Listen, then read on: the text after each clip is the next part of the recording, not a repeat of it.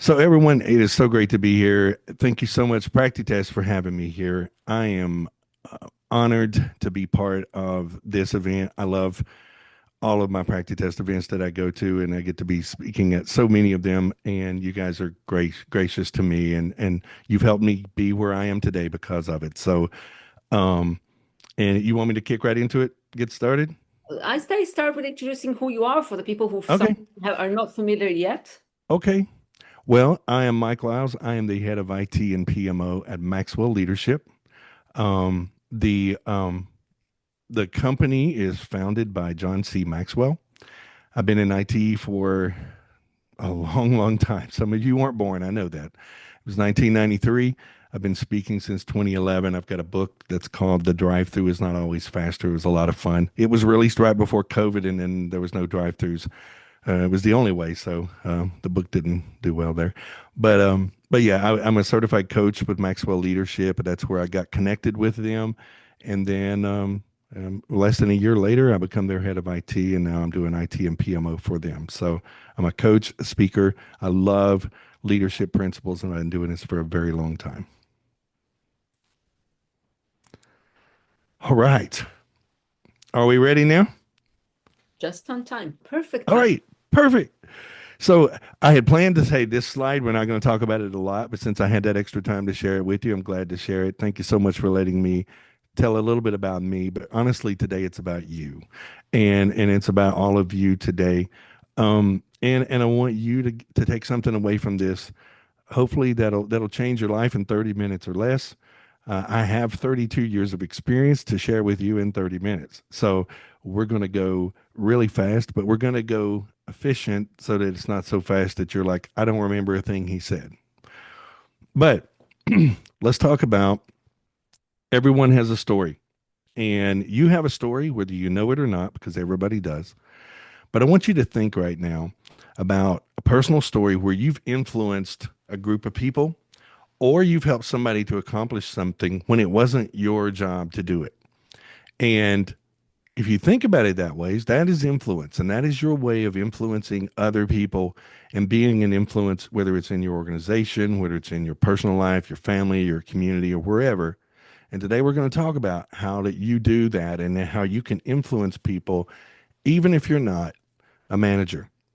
So I'll tell you about me. Early in my life, I knew I had a call to be a leader. I wanted to be. I was a leader. My mom said I was around other kids and I was a leader. And I did it in grade school. I did it in my community. I did it in college, and I'm doing it in my workplace. I loved it. But the first thing for me was in sixth grade. I was certified on an Apple IIe computer, computer certified. And if you know what an Apple IIe computer is, you either studied it in computer history in college or you're as old as me. So you decide. But I'll say this, it didn't take me long after 1993 getting into IT and doing that. First 5 years of my career, I realized how much I really, really enjoyed leading and driving teams and being supportive to teams, um, and helping others, whether it's in my company or my personal life or anywhere. And you can lead everywhere. So I want you to think about this as a QA and how you lead people within your organization and you lead within your position, but you can also apply these things to how you do things in your daily life and your personal life. So if I said to you, what if I told you that you could become the most influential person on your team without ever being a manager? Would you be surprised? Would you be scared? Would you say, I'd love to do that? I raise my hand. I want to be part of that. Or would you know what you need to do in order to be influential without having that title? Because the thing we want to clear up today is you can be influential. You can have influence without ever having a title. And from your seat at the table, and you will have a seat at the table if you do these things, you can make a difference around those that you work with and that you deal with every single day of your life. Now, there's hundreds and thousands of things online about leadership versus management, and a lot of times they talk about it the opposite way that I'm usually talking about it here, and that is that you get into management and you learn how to be a great leader after that. But today I want to segregate these two a little bit and talk about okay, a manager. The three things that I'll share with you here is this: a manager has a title. They're given that title, and that's their role. A leader has influence. You can lead, like I said, without a title or with a title. And you can lead with a title. We'll talk about that as well today. But a manager assigns work. And we need this position. We need somebody that's going to take care of the work that's going on, making sure that things get done and things get completed. But we also need leaders who inspire action and motivate and drive the teams and have that influence. We need somebody to make sure it gets done. Leaders might not always do that, but they should. But managers do that well, but they might not always be great leaders. So we're going to focus on leadership today. With managers, authority is given, and with leaders, authority is earned. We're going to talk a lot about that today as we walk through these slides. The one thing I'll say to you is this: leadership is about behavior, not position. You can clear the deck today, you can clear the table, and you can look around and say, these are things that I can do. You're saying, hey, Mike, I'm not a manager. I don't have a leadership title. I have nobody reporting to me. That's okay. Because today we're not going to talk about what you do with people that report to you. I'm not going to talk to you and share with you things that you can do for the people that work with you or work for you. Today I'm talking about how you can influence and be influential and lead within the organization, whether you're leading your peers, your boss, your grand boss, or the people that work for you or report to you, if you do have people reporting to you. Now, what I want you to do right now, and everybody stop what you're doing and think about this. Think of someone in your organization or your life who inspires you but isn't your boss, right? Now, it doesn't have to be work. It can be your family life, your personal life, anything. But just stop for a second and think about this. Why do you follow them? What is the reason? What is it about that person? You might be thinking about three, four, five people. You might have a lot, you might have a great life. You might have a lot of people around you, and you may only have one or two. But I guarantee you, every one of you at least has one person you can think of right now. It's either in your workplace or it's in your community, it's in your family or somewhere where you feel like I follow this person, and you start thinking about it and you're like, well, I follow them because they do this and they do this and they do this. The question I have for you is, why are you not doing those same things? What are the things that you can do to replicate what that person is doing so that others follow you and have that same influence? Now, we come to the real world, and the real world is this. As I've mentioned multiple times, painfully, I've been doing this for a very, very long time. I've got lessons learned that we could spend this whole day talking about it, and I'd love to do that sometime. But I've got a few minutes, and what I want to say is there's three examples that I want you to take away today for that will help you, hopefully, to think about how can I be a leader without being a manager. And if you're a manager, don't leave. This will work for you too. It's just going to work for everybody. And so the first one is step up. And I loved being part of new things. I loved raising my hand and saying, I'll take it. I'll go to and do these new things. And like I mentioned, in 1993, I started out as a developer. In 1996, they put me in a lead role over developers, and I was developing and leading developers, and I loved it. And I knew that this is where I love. This is my place, right? In 2000, the company started a program management office, and I said, okay, I'll do that. I mean, I like that. I'm bouncing all over the place, right? I love that. I mean, I love development, but man, I want to know a little bit more about program management and doing the PMO. And what that helped me do was understand how things work from the business side of things and from project management side of things. And that 2000 position helped me raise my hand to say, I want to go back to the IT development team and be a project manager for the team. And now I'm managing developers who are looking at my code and saying, you can't tell me you don't know how to do this because you wrote this code. But it was a great role because in 2002, I'm leading people and I'm getting to lead them as a manager, but I love that role. In 2005, my world changed. I'm sitting here today because all the dots connected from 2005. I got into QA. I went on a trip, took a course, got certified, certified as they say. It wasn't really certification. I know that now after years of QA. But here's the thing I found out. I sit in a room full of QA people because I wanted to go to Tampa, Florida to get trained. I just wanted to go to Tampa, Florida. It's a great place. And I used the company budget money to go there. I was a development manager, project manager. I went to Tampa, Florida just to take this course for fun because I could be in Tampa, Florida, and it changed my world. In 2005, I decided I want to be in QA. I want to do QA stuff. And I did it for 20 more years. I love that part. I love being part of that. It's allowed me to speak to thousands of people in dozens of countries out there. And it's impacted me in such a major way. That one raising my hand changed everything for me. And the same thing will happen for you. 2016, I become a director. I got to lead other people who were leading other people, and that was an amazing thing. And like I said earlier, 2022, I joined Maxwell Leadership, and now I get to work for companies that's making a difference across the world. The second one is stepping out. So we talk about stepping up, raising your hand and saying, "Hey, I want to do something. Hey, folks, I'm doing it." And by the way, I'm on the stepping up. I want to say this quickly. Um, I'm not asking you to leave your QA role. You don't have to follow my lead here on this. You don't have to do like me. If you love QA, stay in QA, but do something. There's so many things you can do within QA, so many different roles you can take. Raise your hand and say, "I'd love to do that." I could talk for hours about how I moved through QA through hands-on manual versus automation versus performance testing versus building test environments. I did all those things. And by raising my hand and looking at those things, I learned more about everything and how everything works together. Stepping out is very similar, but it's talking about expanding your circle of influence and thinking outside the box. And what I mean by that is we all have a circle of concern, right? If you're on social media for 5 minutes, everybody's concerned about something, right? I mean, everybody in the world, no matter what country or world you live in. But I'll say this, we have a circle of control. It's the things that we can control in our lives and the things that we have control over. That's very small compared to our circle of concern. We're usually concerned about a whole lot more things than we have the ability to change. But if you build your influence, because leadership is influence. John Maxwell says leadership is influence, nothing more, nothing less. But if you expand your circle of influence and this green circle here in the middle gets bigger and bigger, you can start changing things that you're concerned about without even having that control because you're now leading people to do those things and driving those changes. So expand your circle of influence. It's a big deal. Step out, make a difference. Now, when you start working with people, and you'll think about this quote by Zig Ziglar. He says, and he's an amazing leadership guy from years ago. I loved him. Got to meet him once, and he said, "You can have everything in life you want if you will just help enough other people get what they want."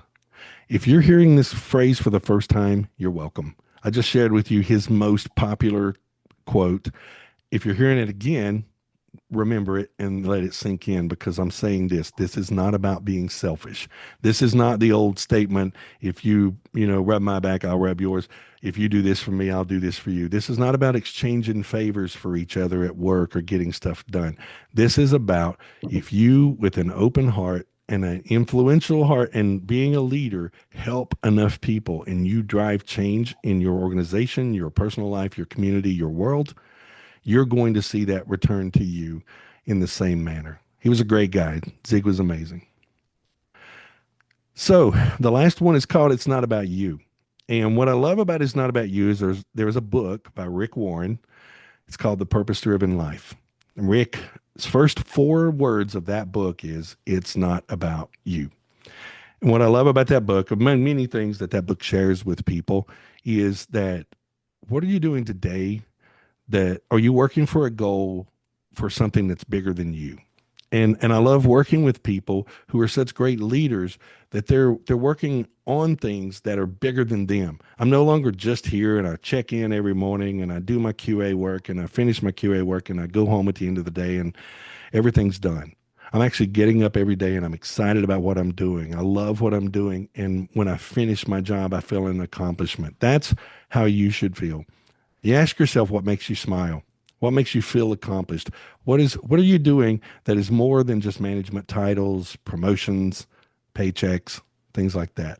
And it got me thinking, there's a quote by John Maxwell that says, "Once you've tasted significance, success will never satisfy you." That quote used to not mean a lot to me, but then once I started realizing that significance is what matters in life. And the older you get and the more you work in this industry or work in your job and live your life, you're going to realize there's a lot more important things in life than just checking in and doing work every day.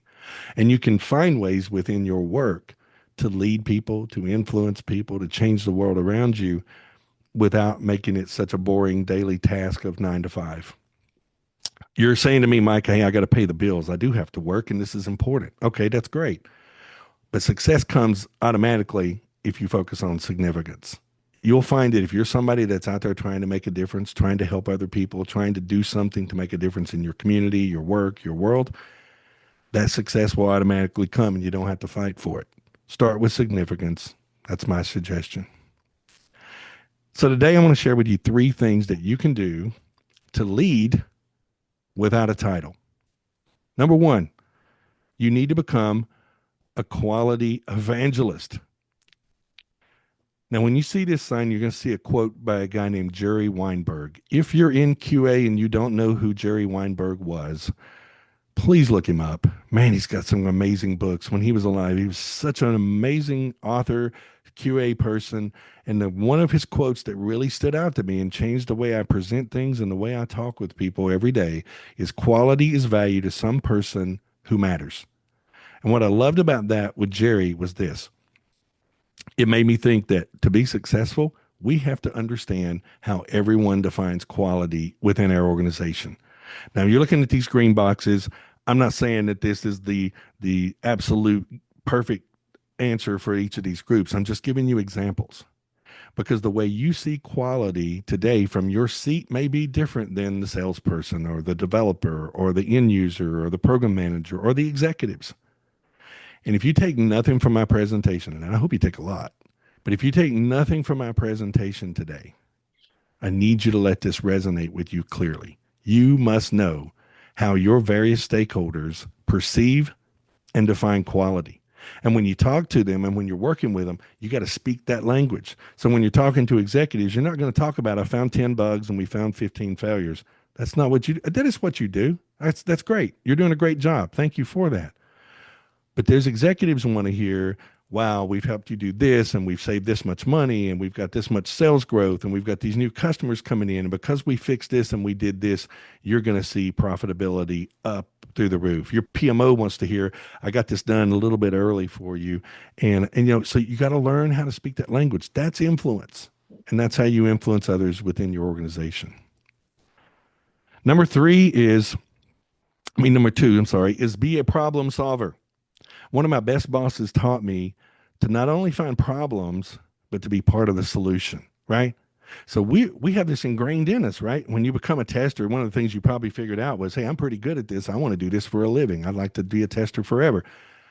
The catch is sometimes we get caught up in the fact that we find issues and it's like, well, I didn't cause this problem. I didn't break anything, right? We love that quote. But the catch is if we can say we found the problem, but we also want to help you with the solution, now you're making a difference. Now you're leading an influence within your organization. So what you've got to do is get amazing at suggesting solutions and be somebody that everybody sees as the problem solver. He's not just Mike the tester who's out there finding stuff and we hate him because he's finding stuff. He's Mike the tester who's finding things, figuring out why it happened and working with me to figure out how do we solve it, retest it, and get it out there so that the user's happy. I will say this, my book, like I said earlier, is called The Drive-Thru is Not Always Faster. The whole purpose of that, and I already touched on it once, is that it's easier to go in and get the food sometimes and come back and take your car and drive off and look at the people still in line that were in front of you than it is to sit in line and just say, this is how I've always done it. This is how I do it. It's more convenient, right? I don't have to get out of my car. I don't have to do anything. I just wait and I make my order. I just have to wait longer. In your organization, you're going to improve your influence and your leadership if you start looking for ways to do things that still gives you the same result, but does it a little bit different, right? And so if you can say, here's the problem, and here's 2 to 3 solutions, and then you give your suggestion, they're going to start seeing you in a whole different light.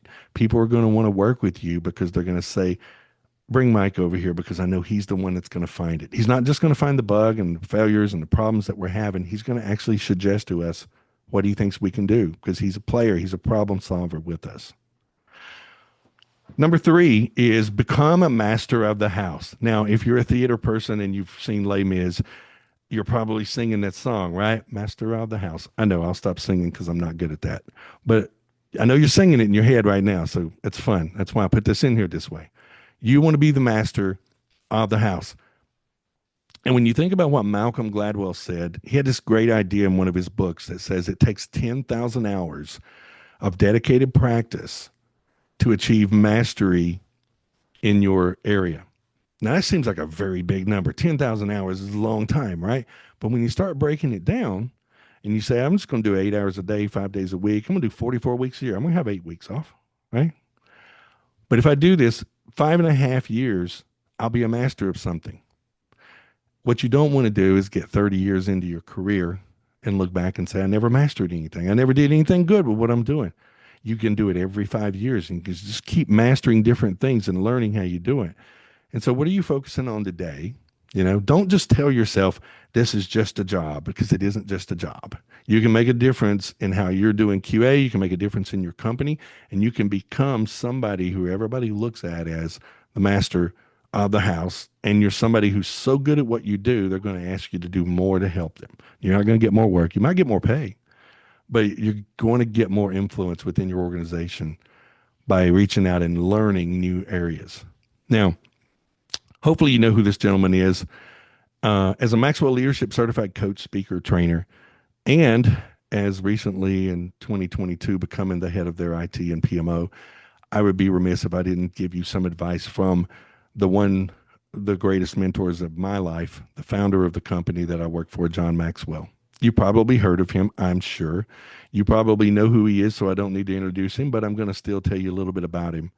Um, he's 78 years old. He's been doing only leadership. When you talk about master of the house, he decided 50 some years ago he's not going to talk about anything but leadership. And he's done a pretty good job at it.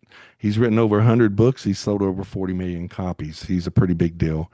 And I'm grateful to call him a friend and also an amazing mentor and coach. But John's got some great books. I will say this before you guys think, man, is he just trying to sell Maxwell stuff? I don't get a penny for what you buy of John Maxwell stuff. If you ask me to help you and coach you, I might get something, but I don't get a penny for you buying these books that I'm going to refer to you. But I believe in them so much that I'm suggesting them to you. And so I'll say this. Book number 1 is called The 15 Invaluable Laws of Growth. It's one of my favorites. And it's one where, hold on a second. I want to make sure I can. Okay, good. But 15 valuable laws of growth is this. He says you don't change your life until you change something you do every day. Now let that sink in. What do you do every day, and what can you change in your life every day that's going to make you better? If you get this book and you study these 15 principles, I promise you, you're going to see growth in your life because John has figured it out. And I will say to you also, I've done this with people that's worked for me in 3 different companies, reading this book with them and sharing it with them. I've coached hundreds of people on this in groups and individuals. This book is one of the most powerful ones about understanding what are you doing to grow yourself? Because if you start with yourself, leadership always starts with you and then it goes out. You have to be good at yourself and then you can grow out. Now, book number 2 is Everyone Communicates, Few Connect, which is a very close second, if not tied for first place with me, because this book talks about communication versus connecting. Have you ever listened to somebody talk for 5 minutes on the stage or on a session or anywhere, and after about 5 minutes, you're like, will this person please shut up? I can't take them, right? I hope you're not doing that with me because you've had to spend 25 minutes with me already. But I will say this. On the other hand, have you ever heard somebody talk and they talk for a long time and you just keep loving it and you're like, oh no, I don't want it to end. I want it to keep going. That's what Everyone Communicates, Few Connect talks about. Is because what you want to do is John talks about how that you can communicate all day long. We all communicate. We all have ways of talking and communicating, but it's building that connection is what makes a difference, right? If I come in here and I share my story with you and you can resonate with me, your story that matches to my story, then we build a bond. Right? We find common ground because we both have problems in QA. We both have problems with issues and bugs. If I can talk to you about that, we can build that bond together. You do that at your office and you do that at your work and you start fostering those relationships with people outside of QA and you say, hey, I know what problems you're dealing with. I know what you're having to deal with, stakeholder, because I've been there. I'm seeing it from the QA side. You're going to start building bridges and you're going to see a major difference in your influence within the organization regardless of whether you have that title or not. Become that person. Now, the last one is called the 5 levels of leadership. What I love about the 5 levels of leadership is, of course, there are 5 levels, but we're not going to talk about levels 5, 4, and 3 because they're things you really have to work at. You need to read the book, you need to study, you need to get better. And those are things you want to achieve. Most people will reach level 3. I feel like I'm in that 3, 4. I don't know if I ever reach 5. I think John Maxwell's reached 5, but the pinnacle is, we're not worrying about 5 today. We're going to start at the bottom because everything you do, every role you take, if you start a new job, you're back to level 1 because people are going to follow you by position because they have to. So let me be clear. Not level 1 is position. People follow you because they have to. You're the leader. You're the manager. You're the person in charge. You're the person that's leading the group. Level 2 is people follow you. It's called permission because people follow you because they want to. And that is the place you need to be in your role every day. You need to get that first position in place, but you need to get permission settled with people around you because these levels are going to apply to you whether you're in management or you're not. And they're not only going to build relationships before you're a manager, they're going to help you when you are a manager, when you're an executive, even in your personal life. Start climbing those levels. And this is a great one to look at to understand how do I move from people following me because they have to, because they want to. Now, let me say this, put it on the board 50 times, write it down until you're sick of it. You don't need a title to make a difference. You do not. Let that sink in and let that sink into your mind. You can lead from anywhere in your organization. Management is important. Let me say it again. Management is important. If you're a manager, you're important. We're all important. And it's critical. You have to be both if you want to be strong in your role. You need leadership skills and management skills if you want to be a manager someday. If you don't want to be a manager, just then stay a leader. But you need them both. But if you want my opinion, you got to start with leadership and you got to do it now. So what are you waiting for? Last thing I'll say here is this. There's a homework assignment today and you have to take it home. And you're probably saying, Mike, this is my day off. I came here to listen to this. I didn't come for homework. Well, I'm sorry. You got to take some stuff home today. And my call to action to you is this. Make notes. How do you lead today? You've heard what I've said. You've heard some stories. You're probably already thinking about how do other people influence me? How do I feel influenced in my office or in my work or my personal life? You probably already brainstorming some things. Don't keep it in your head because you'll forget it. If you get my age, you'll forget everything. So write it down, put it on paper. I find that writing it down is more fun than putting it in a computer. I know we got computers, we got notes everywhere, everything's electronic. Write it down, it'll feel more real to you. Then you can put it in the computer. Write it down. How do you lead today? What things do you think you're doing that is influencing other people? And then ask yourself, who are you leading? Who are your peers? Who are your direct reports? Who are your boss? Is it your peers, your direct reports, your boss, your grand boss? Is it people that you see every day in your family life, whatever? Who are you leading and who are you impacting? And then number 3, this third part here is think of 2 to 3 things that you can do by the end of June, the end of this month, 20 days from now, that can step up your influence and improve your leadership with these people and the things that you're doing. The reason I tell you to put a date on this is because a plan without a date is just a dream. You're not going to get it done if you're not going to put a date with it. It'll force you to do it. If you say today, and do it today before the day's over, write these things down, figure out what 2 to 3 things you're going to do to get better. And then at the end of June, I'd love to hear from you. Tell me what you did and how you did it. You got 20 days. That's a long time. You can make a great impact. So I'm going to say this. Great leaders don't wait to be given permission. They lead because they feel that calling and a purpose. Okay? What are you waiting for? You don't need permission. But look, if you need permission, I give you permission today. You can be a leader. You can do it. You have my permission. You can do it. Because I don't want you to look back and regret it. I've always said regret is the most expensive emotion and it's terrible. You're too good to not take my challenge. You're too good to not take this call to action because you're meant for hard things. You were born to be a leader. You were, whether you believe me or not, you can do this. I don't want you looking back years from now and saying, I wish I'd done this. I wish I'd done that. I believe in you and I know you can do it. So let's change the world together. Thank you very much. This is a million ways you can reach me, by the way.